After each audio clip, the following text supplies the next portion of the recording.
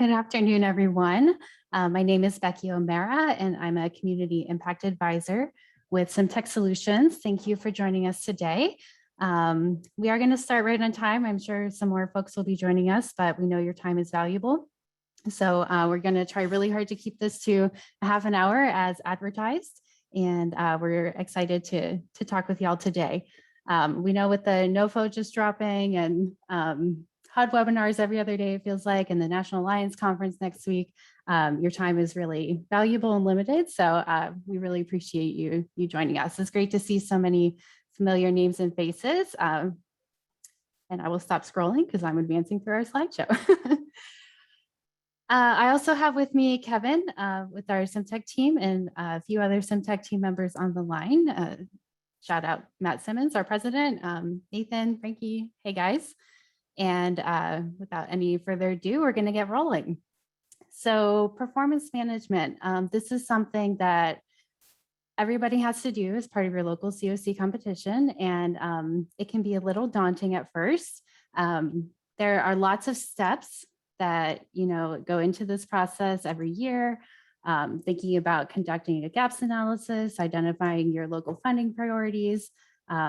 Some things that can help with that are our project performance dashboards, which we'll be sharing some information about in a little bit. You have to think about your date range for your scoring reports. Do you look at your grant years, your past fiscal year, state year versus federal year, the most recent calendar year, lots of things, even just for setting a date range. Then you're thinking about your criteria. What do you actually want to focus your performance on? What are the outcomes that you're looking at? What are the thresholds that you need to set for those outcomes? How is your continuum doing as a whole? What are the average ranges for that? And then how are you going to award your points? And of course, we have the sample scorecard from HUD that they've provided, and that is a great tool and starting point. But even that needs to be locally, customized and things like that. And then also looking at your data quality. It's really important to make sure that you're building on a strong foundation. So if you're using data to drive your decisions, as hopefully you are, then you want to make sure that you have good data quality, and also looking at your permanent housing utilization and making sure that your resources that are in the community are being used effectively. So there's just a lot of things to think about as you're going into this process. And we're going to talk a little bit about sort of the traditional way that we have seen communities doing just even the scoring portion of this really briefly, and maybe talk about how that is sort of a painful process a lot of times. And then we're going to dive into our performance management tools in the HomelessData warehouse, which I'm super excited about. And just as a little bit of background, I was in your shoes maybe just a few years ago doing COC planning and coordination, and I would have loved to have had these tools available. I should back up a little bit and say, well, a lot of you probably know us as the developers of Counting Us, sort of the leading mobile app for the point in time count. We also have Show the Way, which is a mobile app developed specifically for street outreach. And today we're happy to share with you about our HomelessData warehouse, which does have the performance management tools, HMIS reporting, and also hosts the data for our dashboards, which we'll be talking about. So our traditional process for scoring, you establish your criteria, you get your thresholds, you set how many points you want each criteria to get, you figure that out by individual project types. Then you have to get your reports either by running them or compiling them. You save those reports, calculate the outcomes, enter the performance. It seems sort of simple at first look, and we're going to see how maybe it's a little bit more complicated than that. So here you can see we have a screenshot of the HUD sample tool, which they just updated about a week or so ago.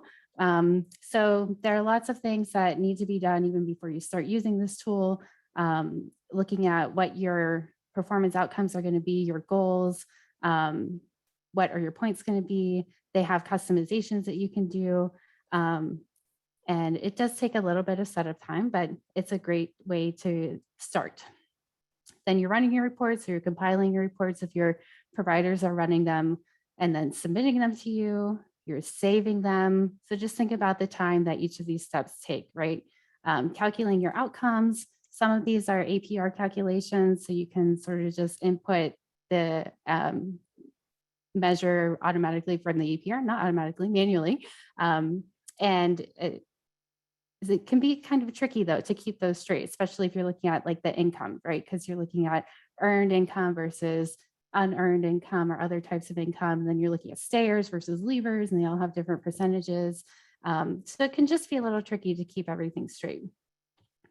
And finally, once you've calculated that outcome, you get to enter your performance, which is the highlighted section of this spreadsheet. And it's like, hooray, I have my outcome for this one measure. But then you have to repeat that throughout the entire tool until you have a single project scorecard complete. And then you get to start it for the next project, right? So if you're just thinking about in terms of how many projects you might have across your entire COC and doing this process over and over again for each of those, it can leave your HMIS sysadmins and your COC planning teams feeling a little bit like they're climbing up a mountain, and maybe they feel a little wobbly sometimes on that mountain. So we do have another way that we'd like to share with you today, and I'm going to jump into that without any further ado. So within our HomelessData warehouse, we are able to ingest or receive uploads of the HUD CSV, which is the comma separated values export, which is the common data export across all HMIS vendors. They're supposed to be able to provide this data in this fashion. So if you were to use our HomelessData warehouse to start this process, all you'd have to do is export that HUD CSV for your projects that are going to be part of your renewal process and for the date range that you've agreed to use for your community. Once you upload that data, really the rest of it, if it's based on any of the data in that data set, is automated for you. So we're going to show you what that looks like. Right here on my screen, you can see our import screen. And this is where you would just simply upload your data set. You give it a name, use the definition. It's usually the most recent one, and then select your zip file and upload. Once you upload it, it will appear here in this list, hopefully with this nice green check mark. If it does have some errors, sometimes that happens. Different vendors have different ways of presenting some of the data. We can work with you to figure out what might be happening there. And we also provide some validations over here. You can see for each of the sections and each of the tables of the export, what exactly is going on, and then also a log of each stage of the import. You can also see some additional information about the data that's actually uploaded. This is the HUD vendor test data, so all fake data, nothing to worry about here in terms of confidentiality and privacy. So it does give you sort of a snapshot of that information right there. So once you've uploaded your data, we would come over here to the performance tab. Now this is something that we would work to have set up for you as a standard template. We start with the HUD tool, and we did just update it with the new version 5 that they released about a week ago, as I said. And within the performance tab here, you would have access to this scoring group. And the scoring group is really the workspace of where you have access to all of the categories and criteria and thresholds that are contained within the tool that we had talked about. So let's go ahead and open this up and take a look at what is inside.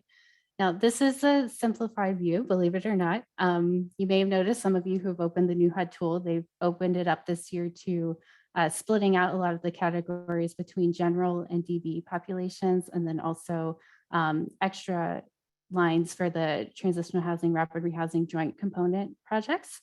So we've aligned with that sort of idea.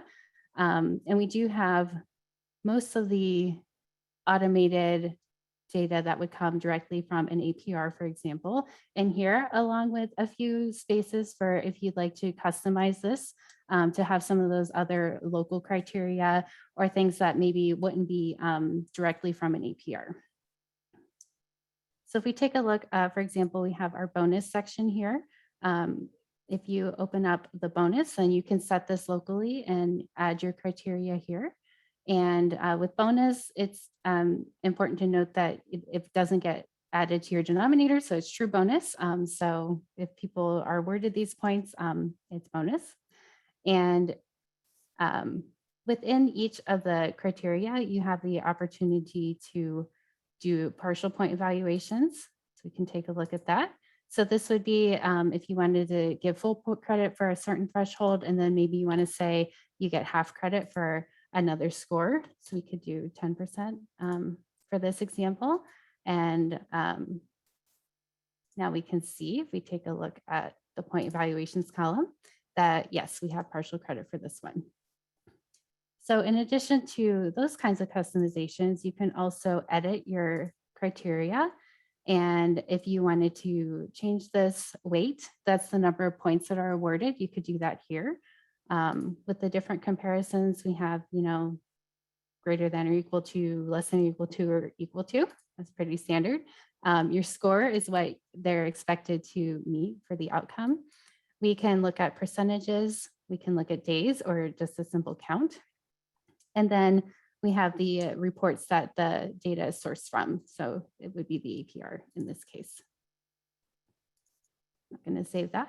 If we want to look at adding a new criteria, we can do a couple variations of this. So it could be a single HMIS report question. So that would be one of those that is just a straight APR outcome. Then we have a few that are calculated from the APR. This would be things like people who are remaining in or moving on to permanent housing. That's a calculation because you're looking at your stayers and people who exit to permanent housing destinations. We also have the manual entry option if you wanted to have those kinds of criterion. It can either be a value, so you could set a threshold just like for an APR calculation or question, or it could be a simple yes or no type of question. And these we often see with the COC thresholds, for example. It's either you meet it or you don't. So we do have the option to have any of those.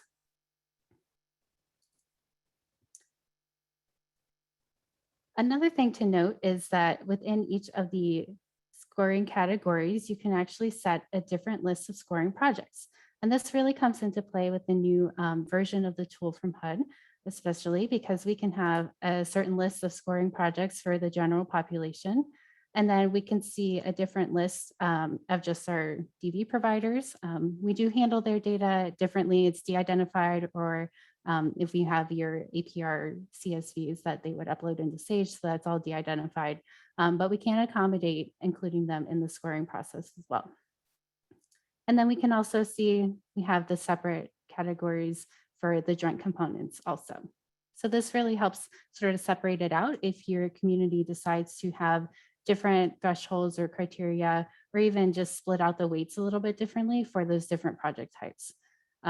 Some of the projects might be more geared towards serving youth, for example, so they might get extra points for serving that type of population. Or on the HUD tool, they also have the exits to permanent housing are divided out between the transitional housing and the rapid rehousing. They get half of the points each. So those are just a few examples of how you can use the tool to customize it to what you'd like to look at locally and use the different scoring groups for each of the categories. So if we take a look at the project performance tab, we can see here our ranked output of projects as they have been performed. So this isn't magic. What happens in the background is we take the CSV data and it runs those APRs that we were talking about earlier automatically for you in the background. So those are actually available in the report section, which Kevin is going to talk about in a few minutes. But you have those as your backup to take a look at and see where this all comes from. In addition to that, you can actually take a look at each individual project right here within the scoring tool. And you can see the individual actual scores and the points that are awarded for each of the categories and criteria that apply for that particular project type. Again, with these columns that show up, there's lots more information available here if you would like to see it. I really like to point out the average score by project type is really helpful if you're just starting to take a look at your community's performance.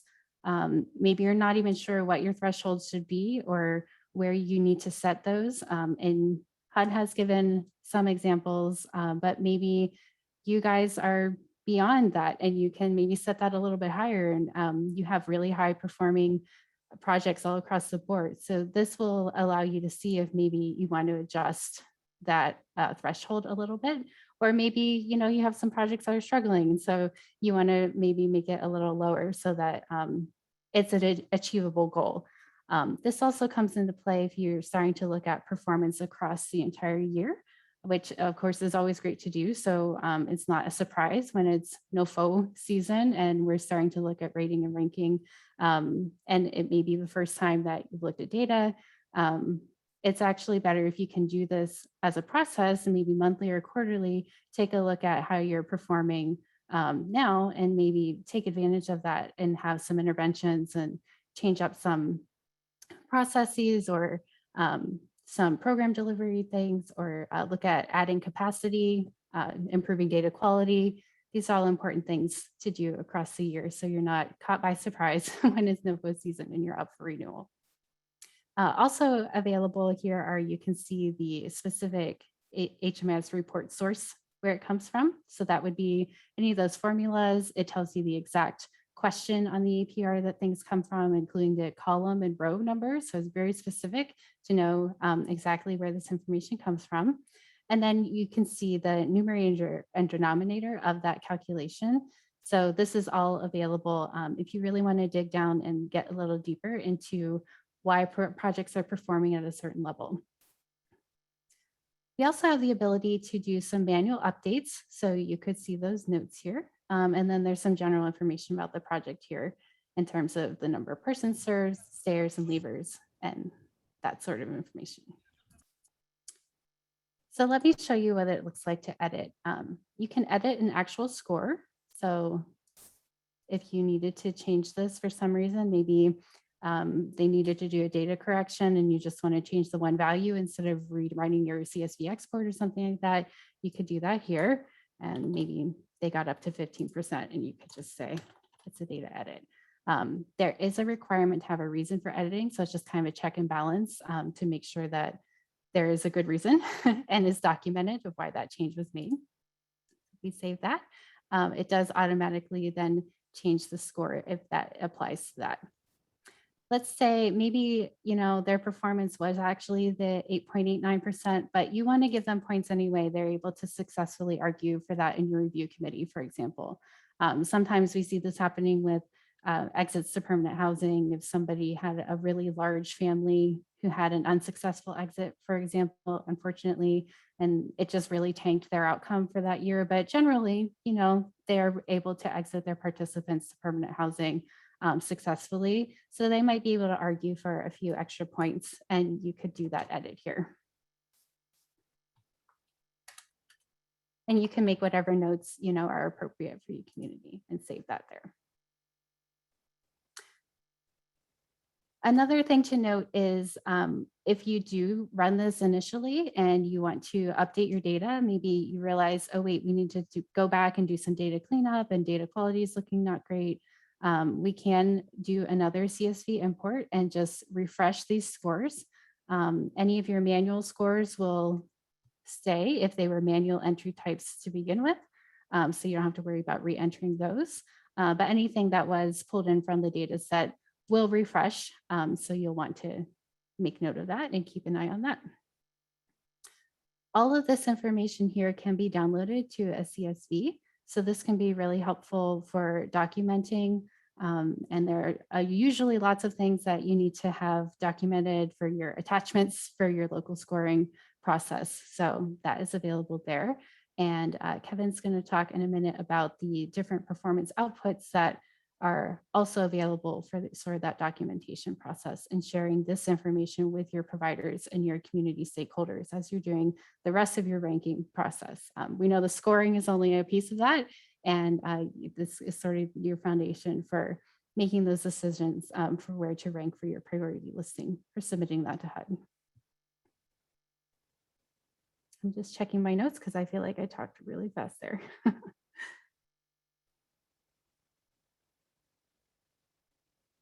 Yes, I knew there was something I forgot. So after we do this initial setup of your scoring tool and you are taking a look at some of your different criteria and your categories, and maybe you want to see, like I said, if your exits to permanent housing, you might want to make it this 95% because you have really high performing projects. You could make that change here, or if you'd like to see first how it's going to affect the ranking and the scores, and you don't want to change it here, then you could actually create a new scoring group and just make a copy of your existing scoring group right here. And it will pull over all of the standard template, the customizations that you've done and things that you have already pulled in. And you can make your adjustments there, kind of compare, see how things look with the different thresholds and different weights, maybe some partial credit evaluations for some of the measures. And you can actually have two screens open of the HD warehouse and have one open on each side if you have two screens, or split it down the middle if you only have one. And it can give you a nice look to compare that together. I won't actually do that. Okay, so Kevin's going to next talk to us about the reports that are available. All righty, thank you, Becky. Last but not least, let's go over the output. So let me share my screen. I have to stop first. There you go. Over.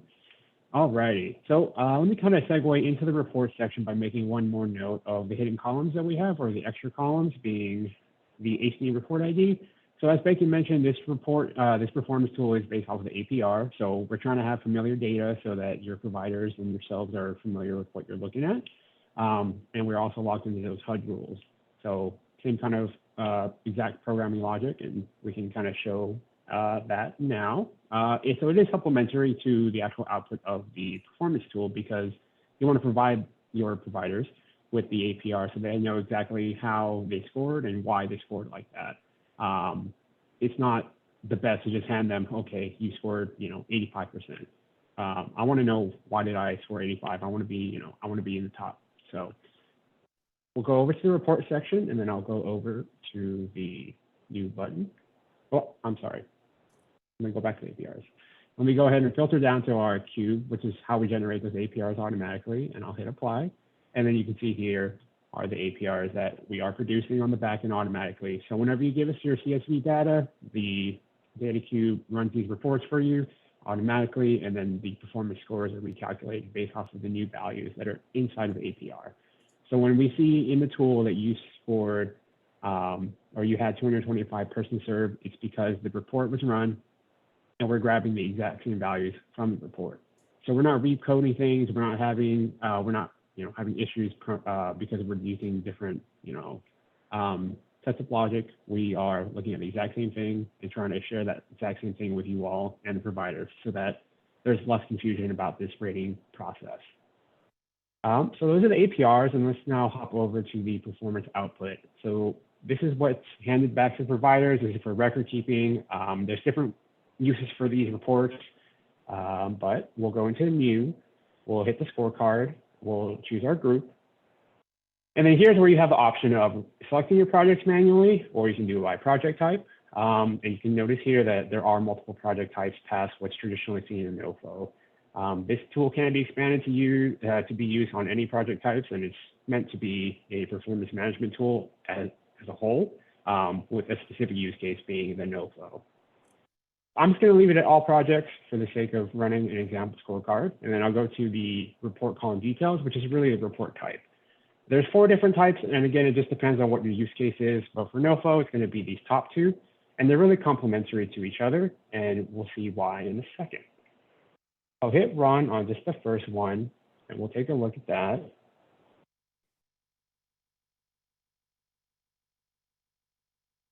I can look at the one that's finished.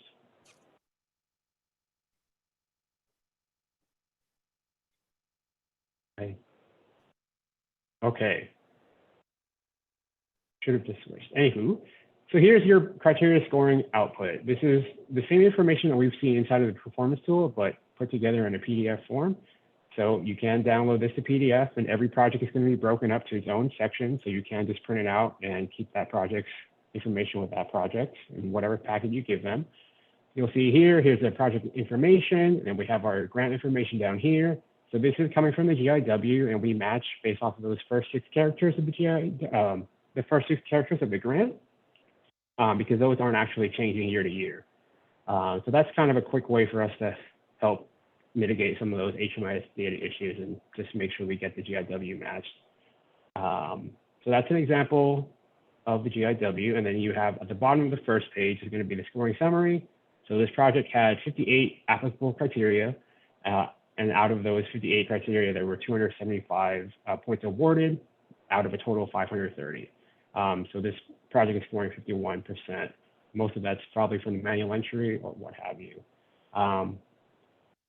Going down to the next pages, we have each of our categories and each of the criteria that are applicable to this project, and everything is just laid out for what they were awarded, giving you the awarded points out of what's available. So you can see here in the bonus, they were awarded 5 points, but there's 0 points available.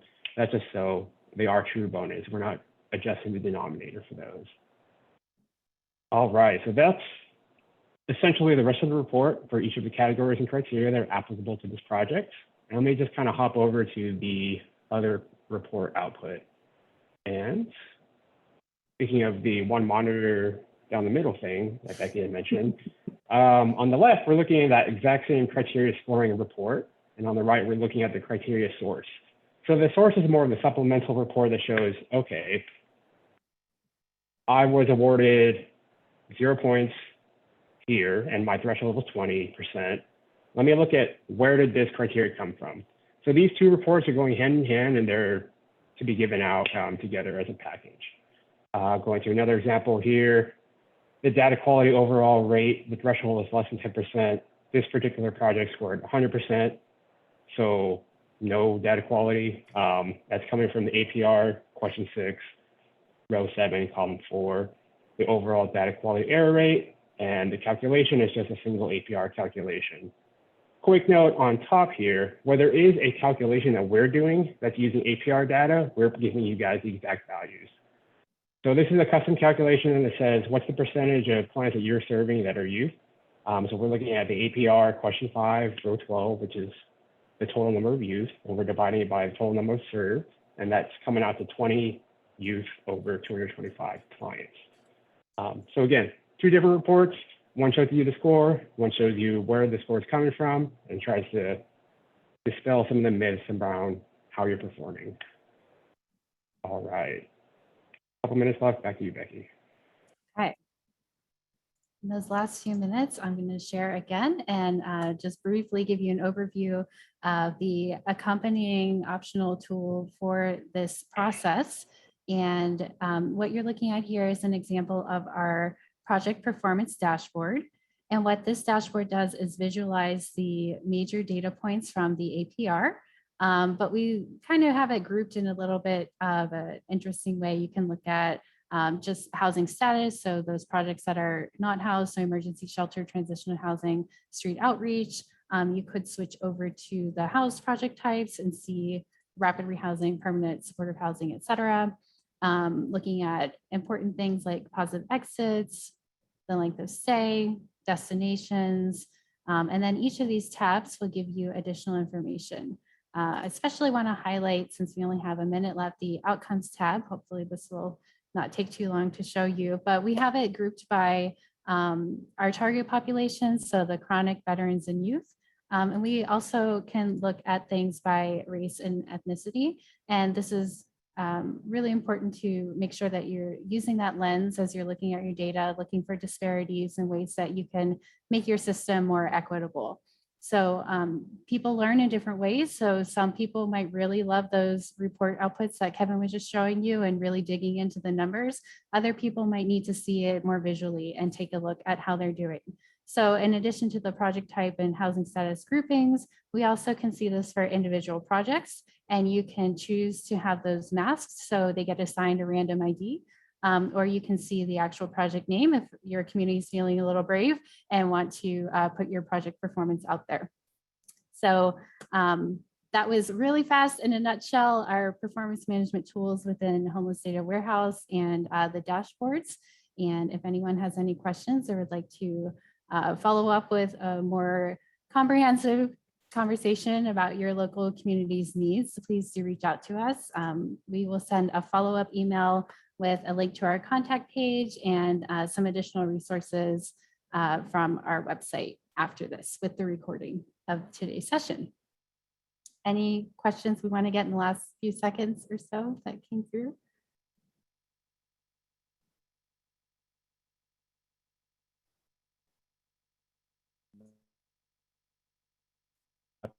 All It right. came through on the chat, but please feel free to post away if you do have questions or follow up with us. Yes. Well, we promised to be half an hour and half an hour it is. So thank you so much for joining us today. And we'll be following up, as we said, with some additional information. Take care, everybody.